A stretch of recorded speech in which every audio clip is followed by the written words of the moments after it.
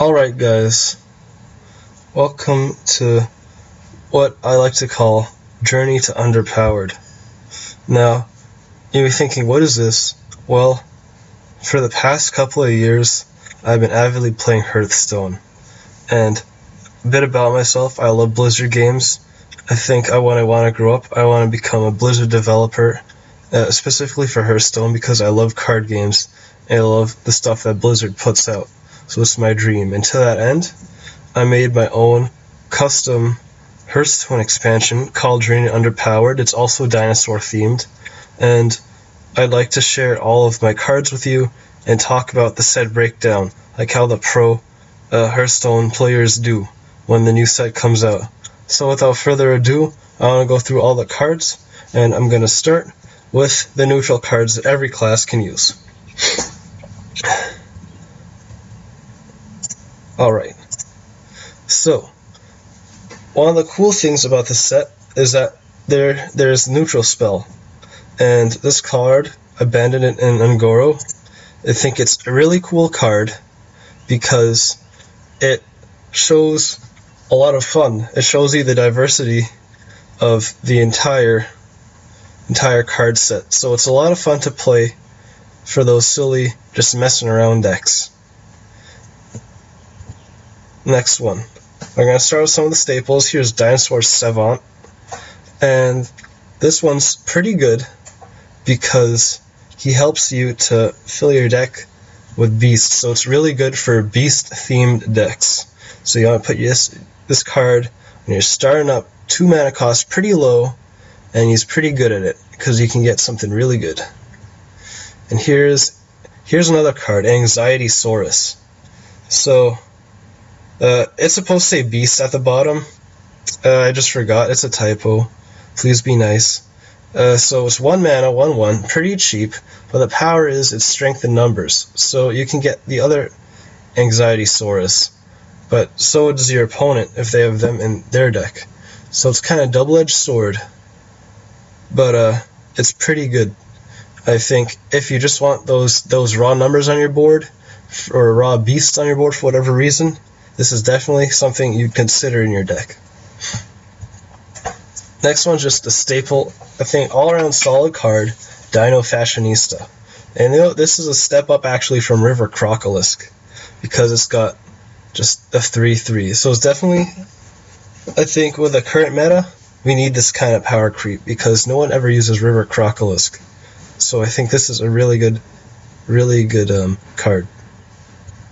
Next up is Nightmare Saurus, and this guy, he lives up to his name because he summons 6 spectral spiders when he dies.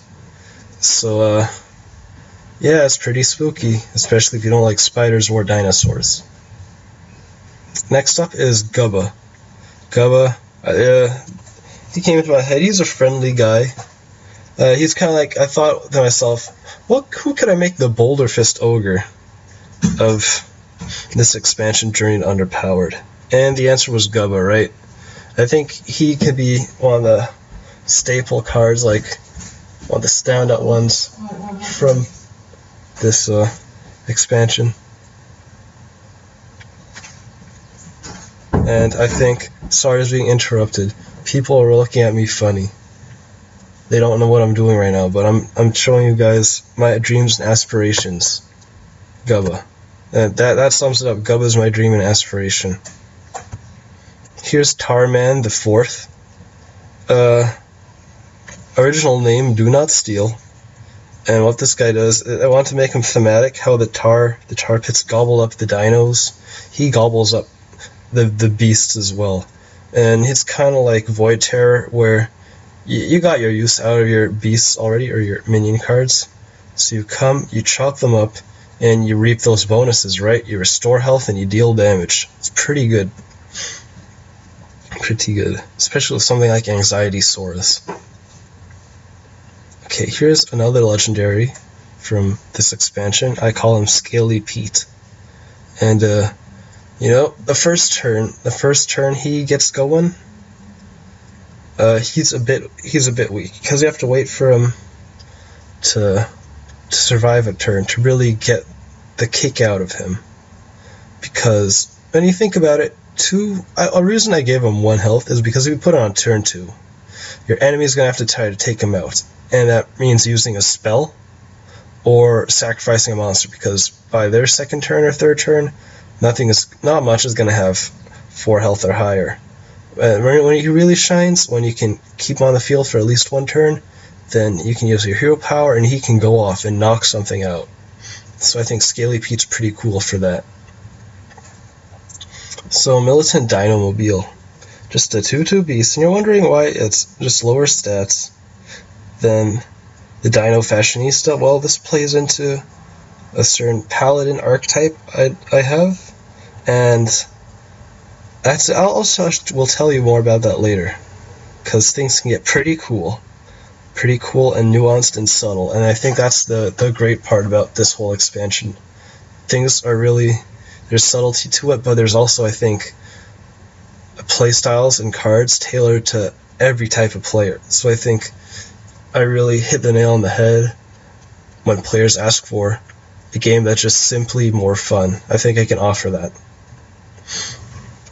So here's another dinosaur. He's Jonathan the Investigator, and this is an anti-stealth card, because hunters, they had flair, right? But the other decks didn't have flair, and sometimes stealth cards could be tricky and unfun to play against. Anti-fun, toxicity. Yeah. And what Jonathan the Investigator can do is he says no to that. He investigates good gameplay patterns, so he can beat up stealth enemies, and he doesn't care about them. He can really hunt them down with his magnifying glass and his wit. And here's Bloodthirsty Mascot, featuring, well, you know who this is. I don't have to explain it. Toronto Raptors, best mascot in the NBA, and I think this is a really fun card to use. He is zooming at you. It's a pretty good charge. I think he's just a solid card to have in your deck, the Bloodthirsty Mascot. He is Reptilian Weakling. He's fodder. This card is stupid. Here's Happy Scubasaur. My friend suggested Happy Scubasaur. This is a serendipitous kind of card, and that, like, it happened by chance, but it's good, because I think he's a nice guy. He's really friendly, and he's happy because he gives his friends spell damage. He's Scubasaur. I think he's really cute. The cards I really like in this deck. I'm really proud of this card. Now there's Corsair.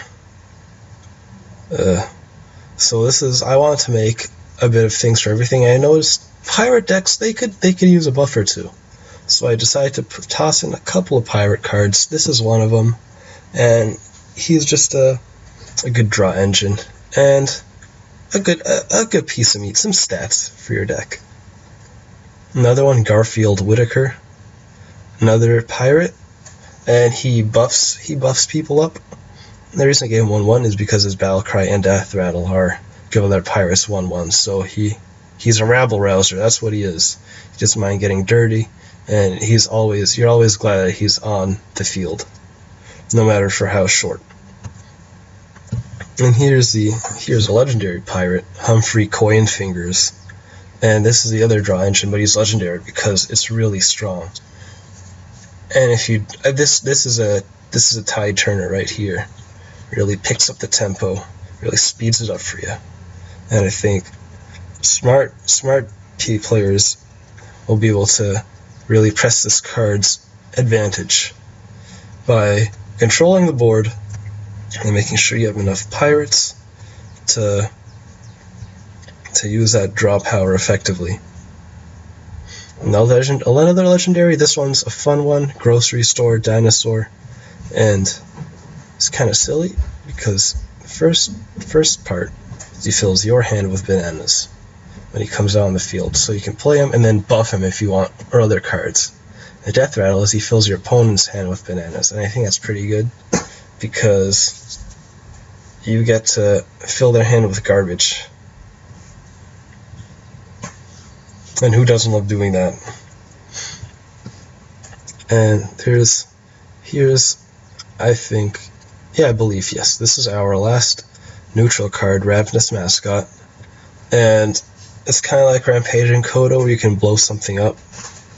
But this guy's a bit more interesting because he's hungry. He's a hungry guy, right? And I think if you can, there's the RNG there, but I've been interested in predictable RNG, right? You don't want to make things too wild, but you still got you're gonna consistently get some attack, right?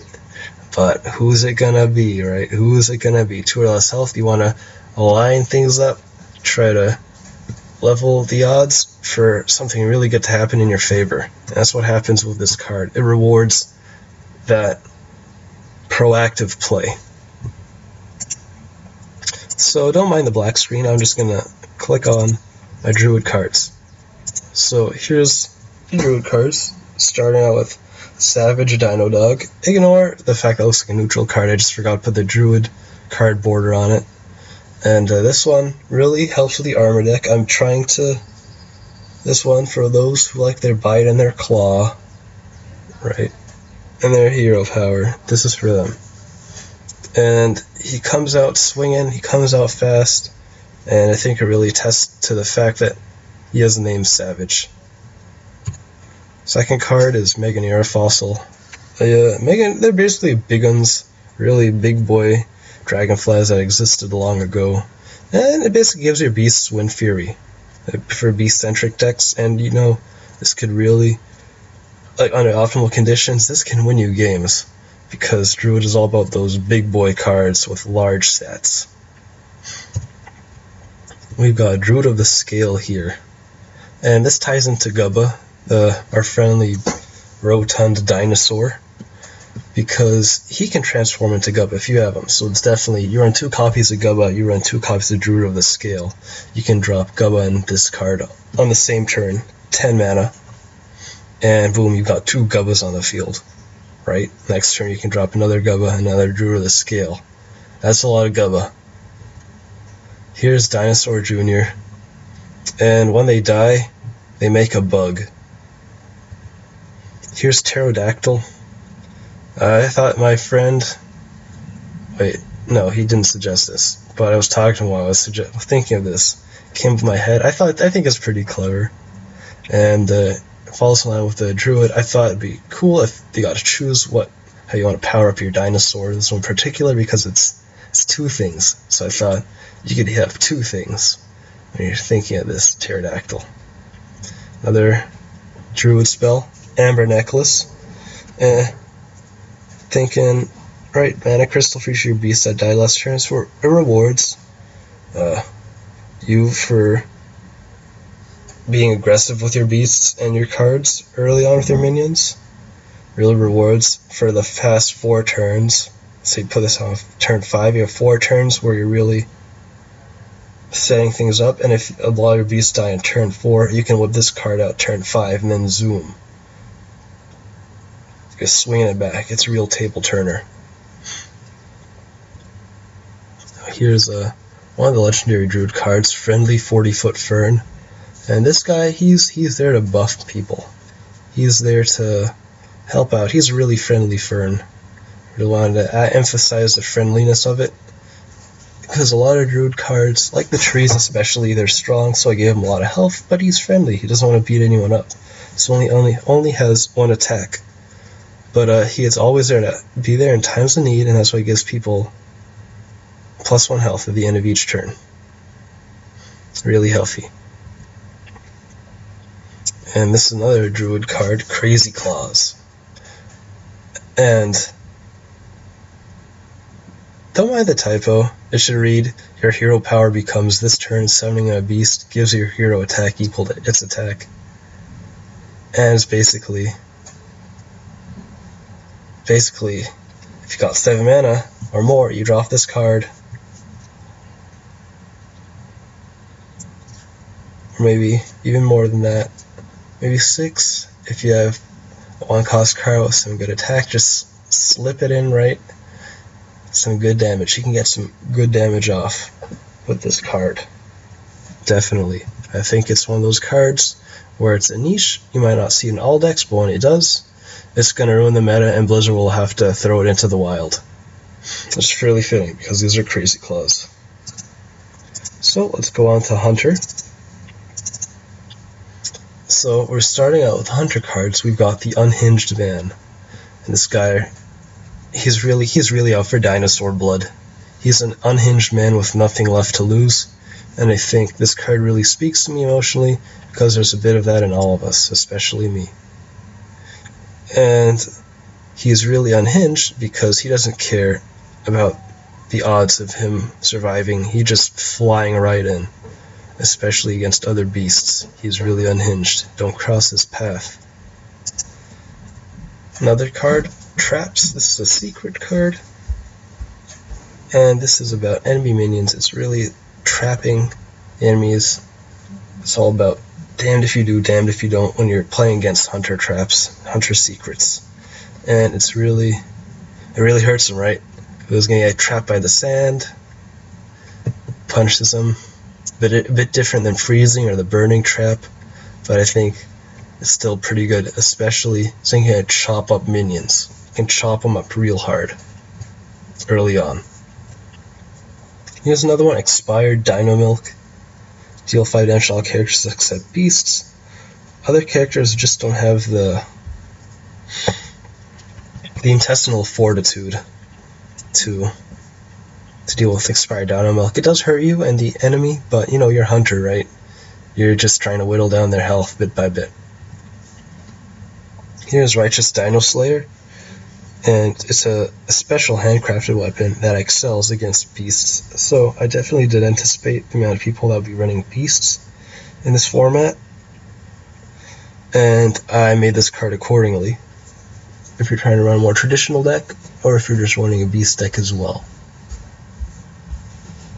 Here's Dinosaur Dum-Dums, and it summons 3 of our pals from the neutral card pile: Dino Fashionista, Dino Savant, and Militant Dinomobile. So they're definitely a couple of pals that you'll have by you in a pinch. We also got Old Betsy, and she's a feared and revered dinosaur hunter. And she has her own mount here. She's mastered the wild, and the great thing about her is that when you kill a minion, your power costs 2 less in that turn, so you can definitely benefit from Wind Fury, staggering the amount of health enemies have left in the next turn. You can get the enemy that you almost killed the previous turn, so you can get that 0 power, 2 damage flowing. I think it's pretty good. So the first legendary card in Hunter is the Prat Trap. A legendary scene from Jurassic Park. When your beast attacks a hero, summon it to your side of the battlefield. And it really shows command that this dude had over the dinos. And it happens to you too, right? Turn hostile enemies into your allies. It really shows the dominance you have as a hunter. And the other legendary card for Hunter is Dino Season. I made both of them 2 mana, fairly low cards, because I thought Hunter would like this really fast gameplay in this type of meta. Dino Season, so each beast you kill this turn, next time you use your hero power, does 2 more damage. Pretty self-explanatory. Really rewards you for going all out and clearing the board, even your own beasts. So take note. Doesn't matter. Alright, so let's go on to Mage, and start with the first Mage minion, the Love Potion Dino. As you see here, he's getting Suave with a human. That Love Potion really is potent. Dinosaur magic. So, and I want his passive to reflect that. You choose an enemy minion that cannot attack the card. Think of it as infatuated with the Love Potion Dino. Here's Dynamite. I know how mages love their spells. So spread damage ability, right? 2 damage to an enemy and 1 damage to all other enemies. When it kills a minion, shuffle a mine to your opponent's deck. and the mine blows up a random card in the opponent's hand. So it's definitely rewarding you for using it properly. Or hey, just use it however you want, right? The Dynamite. Another spell, an Ice Age Mage secret, and it's a freezing secret. And at the end of your turn, after it freezes, hold up.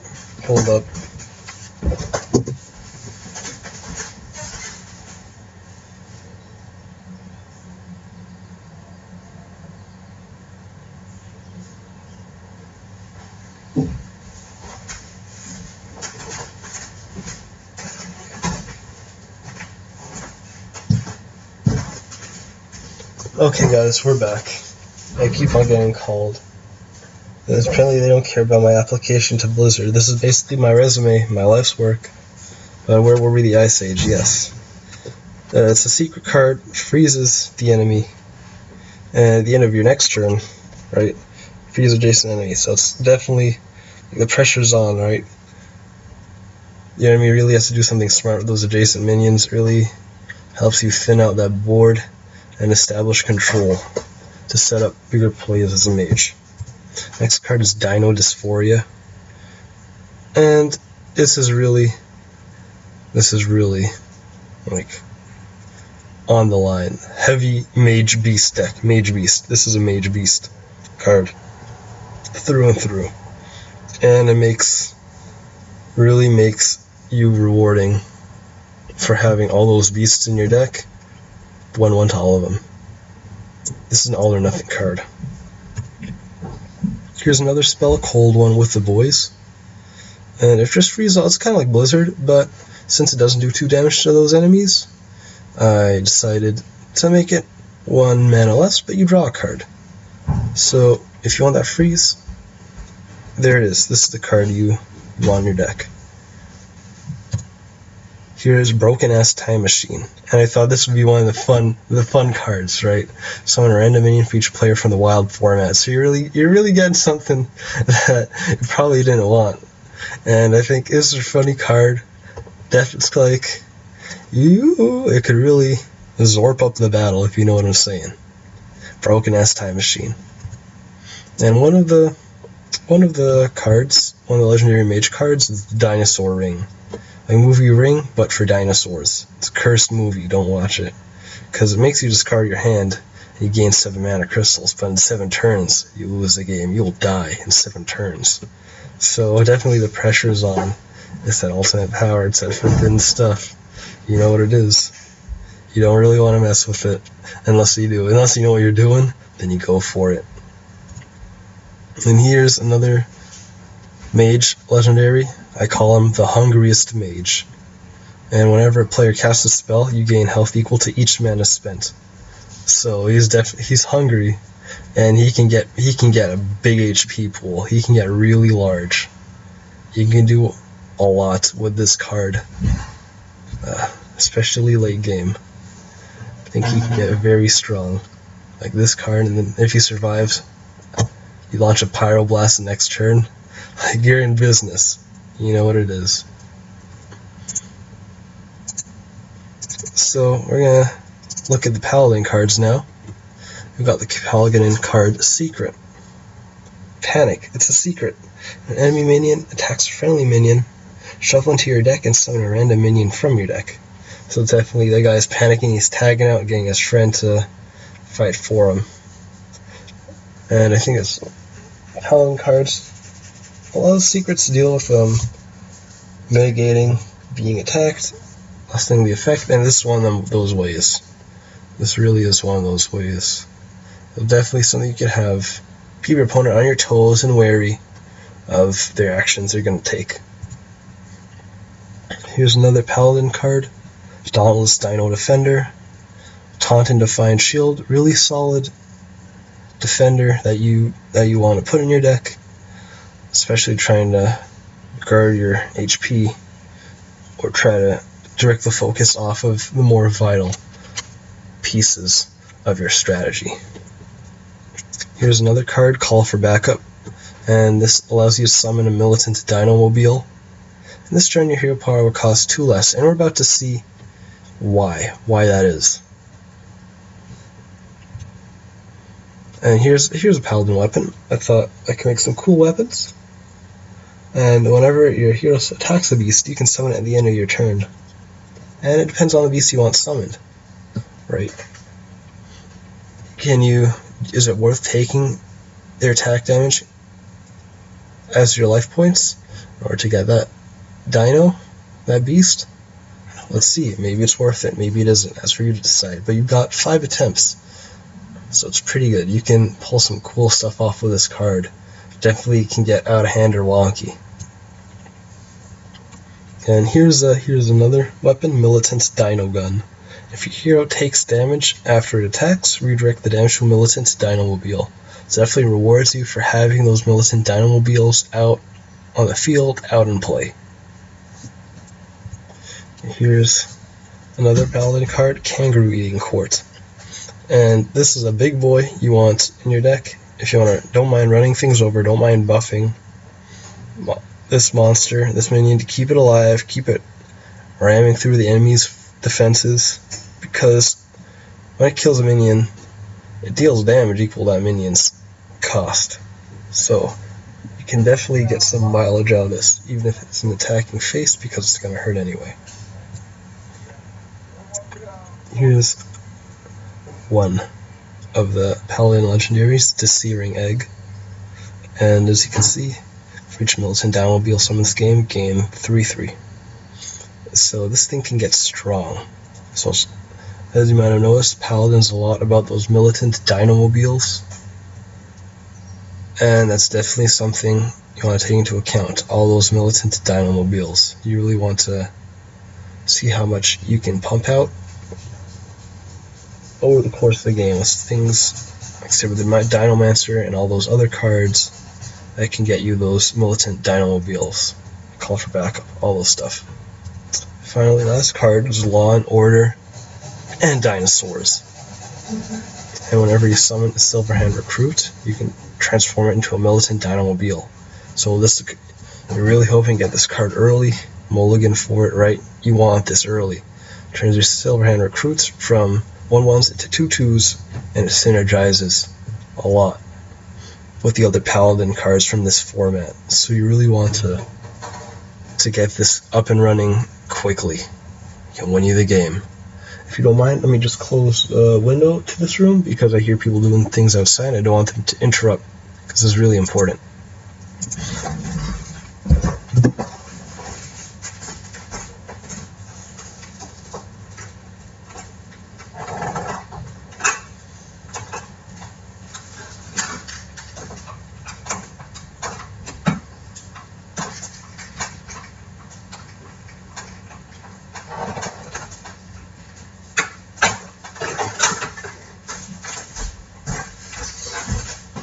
Alright boys, we're back, and we're on our fifth class, and we're starting out Priest with Triassic Rosary, and basically gives a beast Divine Shield. So I'm trying to really give all the classes here some room to play around with the beasts, to power them up and see how it goes, and whether or not they're going to like having a beast-centric buff deck. 1 mana, right? Toss it in. Easy peasy. Another priest card is Father Joseph Razorfang. It's a dinosaur priest, and whenever a character is healed, it sounds a random minion. So it's up in the air, but it can really shut down your opponents, especially with death rattles or persistent effects or inspire, any of that. He's good at shutting them down. And even if that doesn't really happen, he's a 2/2 for 1 mana, and he's a beast, so it's pretty good. Here's another card, Dino Communism. So it really levels out the playing field for everything. 1 mana, but its effects can be vast, because it just levels out, averages every beast's health on the battlefield, rounded down. So it's definitely an option to level things out. Even if you're playing Priest and they don't have many dinosaurs, maybe you're Priest, right? And you have all access to those health buffing cards. So you can definitely give one of your dinos with low health more health if you have another dino with a lot of health. So it could be versatile, right? This card, look, it's nuanced. It's one of those ones that a lot of experienced Hearthstone veterans will look to play in Priest, in Dino Priest. Here's another card, Bagged Dino Milk. You might remember the expired Dino Milk from the Hunter set. Here's the benevolent version, restoring 5 health each character.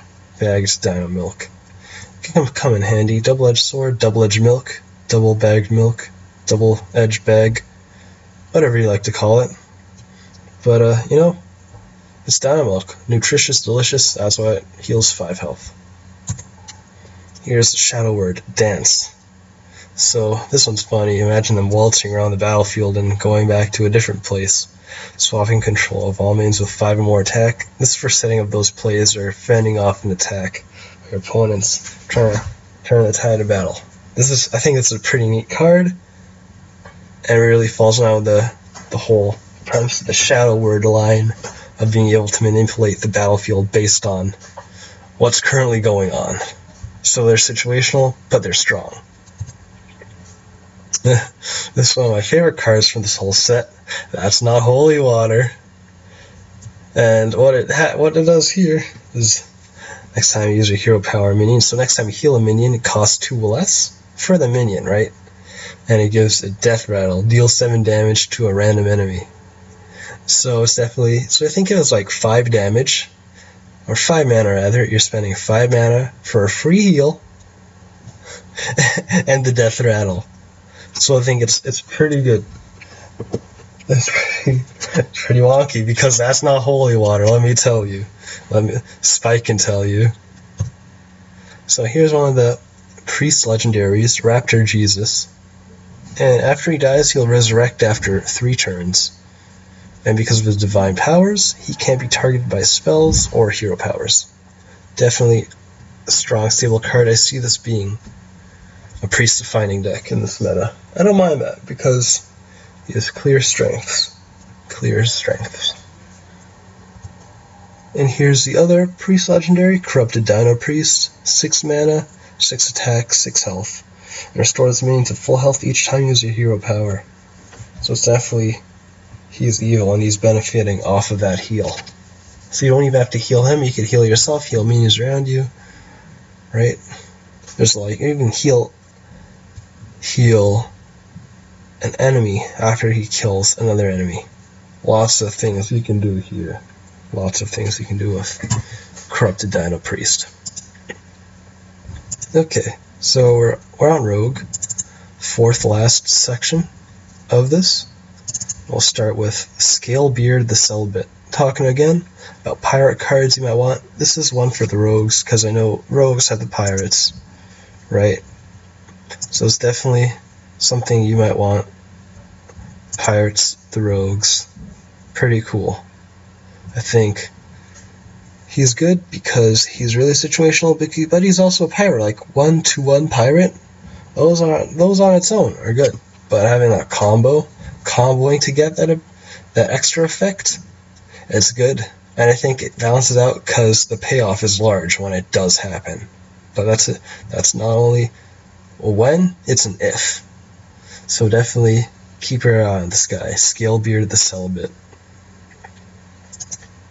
Here's another common thief card, Virgil the Cunning. Just a stat stick, but he has stealth. So, you know, shrouded in steam. Watch out, you may never know when he strikes. Here's another card, Shade the Diplodocus. And I think it's funny because he can disguise the next minion you summon as a Gubba. So that's pretty cool. It really keeps your opponents on your toes. Obviously, they're gonna know, like, if you have 2 mana left and you summon Gubba, it's not Gubba. You're also gonna know, like, Shade the Diplodocus, right? They're gonna know it's probably not Gubba either. But it does keep them guessing. It really does keep them guessing. Another rare card for Rogue, Inhumane Torture. And what this card does is it deals 2 damage, but it also is combo. You can combo it to give your weapon +2 attacks. It's kind of like, or you can poison the blade, but you can also deal the damage. So it's a kind of combination of that and head crack. So it's a bit of both, but it's cool. It's cool. You can definitely chain the 3 cards, right? To get like 4 damage and 4 attack and the head crack back. There's a lot of cool stuff you can do with this card. Really trying to push the combo aspect of Rogue because it's really cool. And here's a weapon, the Negotiator. And this weapon gains as much attack as the enemy it targets. So you're negotiating. You're on the table, head to head with them. Pretty strong. Here's another card. This speaks to the stealthy and sneaky aspect of Rogue, and I call this one Sauropod Infiltrator. And for each beast you control in the battlefield, you can look at your opponent's cards on the top of their deck, really plan things out. But if you combo it, you can rearrange those cards, so they're really getting in there and doing their dirty work. A really thematic card that I think those advanced players can find uses for. Here's one of the Rogue legendaries, Gubba's Recursive Function. Rogue has a lot of discombobulating cards that really throw off your opponent's tempo or sense of balance, and this is one of them. Because if Gubba was summoned this turn, this is strictly a combo, and I wanted this to be like a 1-copy thing in your deck that's strictly a combo because of how much it warps gameplay. Because under the conditions when you can activate this, it transforms every minion in each player's deck into Gubba. When you use your Gubbas, you gain stealth. So this is something else. If you want Gubba, here's Gubba. Finally, here's the Killer. And for each beast you destroyed this turn, you get +4/+4. That's a combo, so you really want to get this guy out at the end after destroying beasts. That includes your beasts as well, so you can definitely opens up more possibilities to get this man roided out and have him as a beat stick to draw your opponent's attention or to win the game. Pretty cool card, if I do say so myself. On to Shaman cards. We're going to start with Dino Spirit Acolyte. And what Dino Spirit Acolyte does is he gets a tome for your deck. Pretty simple. It's a 1/1/3 that really synergizes with the totem aspect of Shaman. Another card, well, here's a totem, right?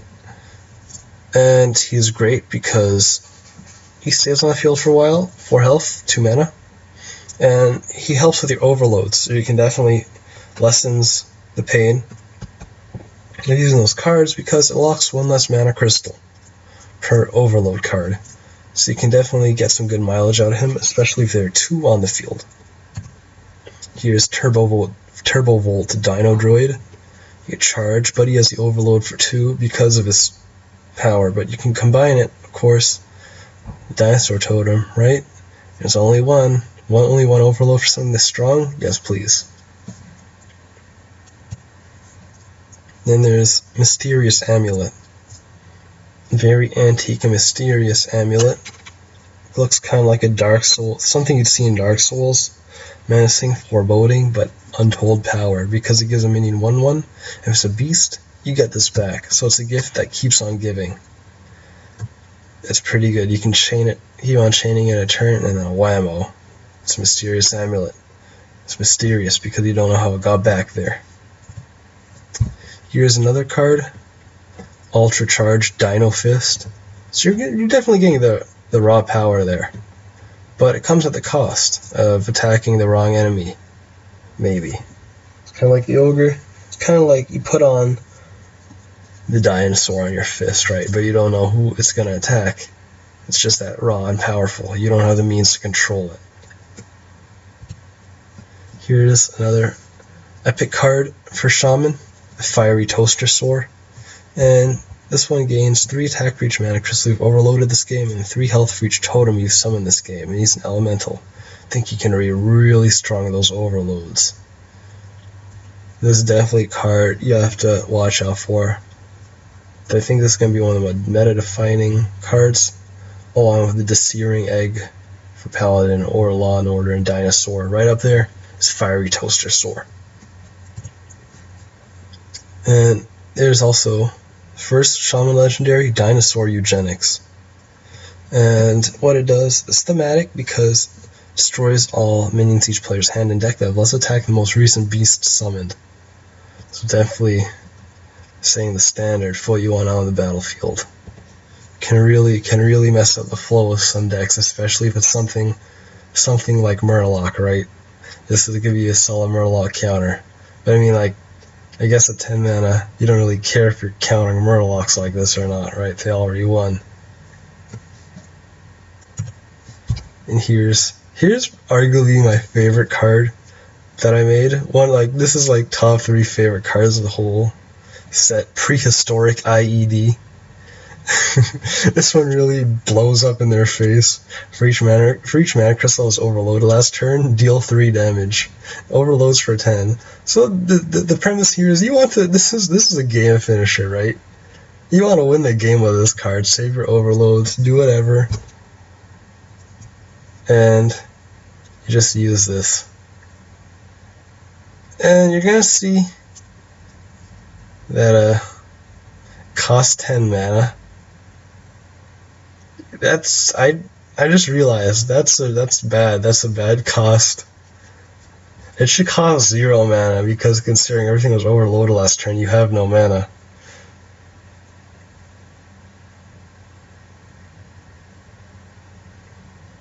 Or maybe you should say locked. Maybe you should say locked because of the turn after it was locked, then you have all your mana back. So never mind. What I said was right. The card should read as it is. It should just say locked instead of overloaded. And the first part of the sentence. This is definitely you finish them off with a prehistoric IED. And for second last, we have Warlock. That's the wrong card. Okay. Yeah, here we go. We have Extinction Despair. And this is definitely, your mileage may vary out of this type of card, because it's spend all your mana, deal damage to your hero, and at the end of your opponent's next turn, deal twice the damage to them. So you could get really good damage off. This could deal 20 damage to your opponent. And that hurts, let me tell you. 20 damage is nothing to scoff at. You can use this versatile, use whenever you feel like. Here's Little Demonic Egg, Little Demon. And whenever you discard this card, you summon 2 copies of it. So it's definitely something for discard decks, because I think discard is really, really cool for Warlock. You're really tapping into that power, and you don't really care about the consequences of that. This benefits you for having that kind of reckless playstyle, or even that calculated risk. And here's one of the rare cards, Dino Succubus. And it's like Succubus, but it's a dinosaur Succubus, really feral. I don't know how the Warlocks got these ones. They're freaks, dude. If your Succubus is a dinosaur, you're a freak. And if you discard a beast, you gain its attack. So it's definitely that power to it. That potential power. So, Demon Beast deck. This is the reward you get for trying to mix the 2 archetypes into one deck. That extra attack on it. Here's a Warlock spell, Pissed Off Zombie. A zombie dinosaur, right? And you summon a random minion died this game. Give it 3 attacks, so it's stronger than before, but 50% chance to attack the wrong target. So it's pissed off, might even attack you. But I think it's one of those fun cards, especially if the enemy has lots of stuff on their board. Might attack one of their monsters instead of you. Here's another card, epic Warlock card, Extinction Man.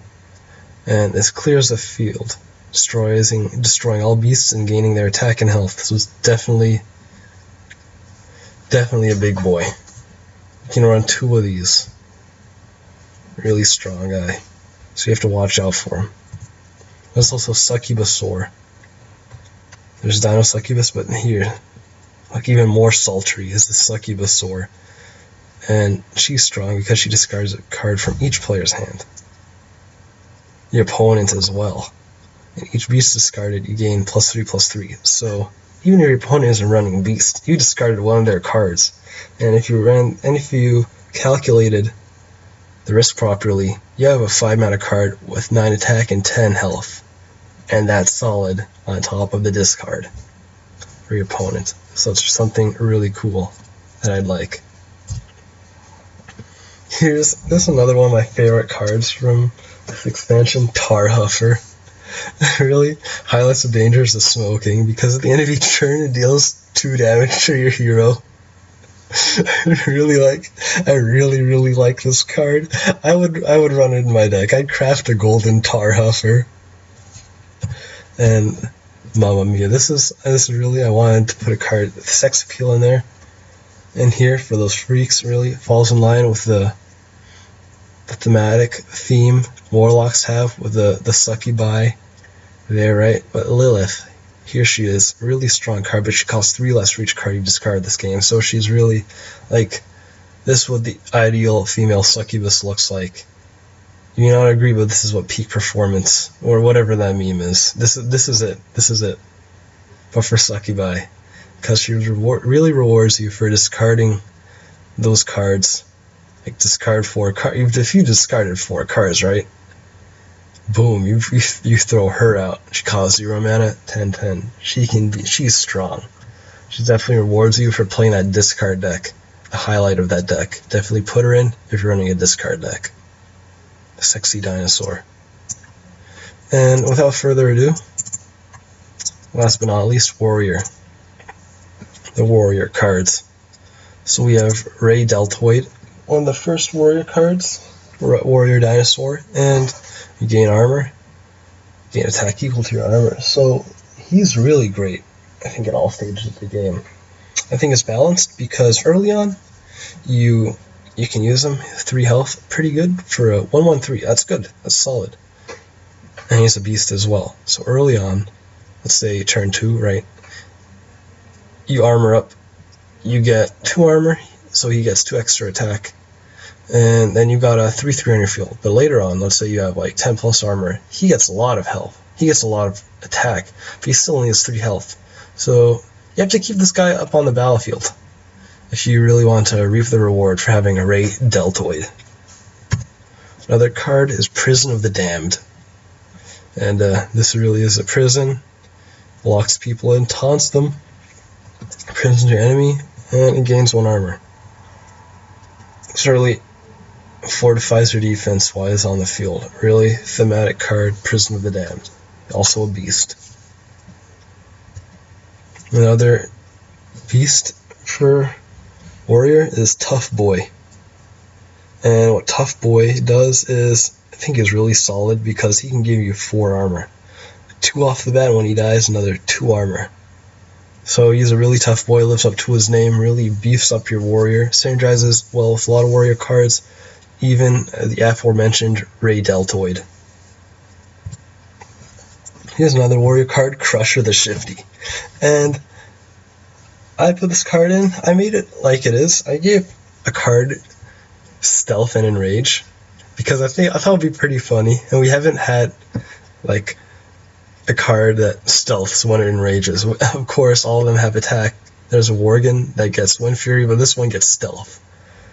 So it's pretty neat. I think it's a niche card, but it's also cool because Warrior doesn't have anything like this. So it's definitely something you do look at if you're trying to run that Beast Warrior deck. Also got Epic Warrior card, weapon, Big Ass Bone. You toss a beast from your hand and give this card attack and health equal to its mana. So if you got like anything Gubba or up, like you're rocking. You're rocking. If you got an unwieldy beast in your hand, like, don't matter. You got like a 10 mana in your hand, but it's turn 5, boom, you're rocking. You're going wild. Here's another card, Del Dino spell, Warrior spell. And what it does is it gives every beast summon poisonous, so it kind of baby in the bathwater, kind of poisoning the well, right? things are dangerous. If you give every beast poisonous, things can definitely turn out dangerously. But that's what it is. I think it's a testament to the dietary changes that have happened ever since the advent of fast food and its ubiquity. Del Dino.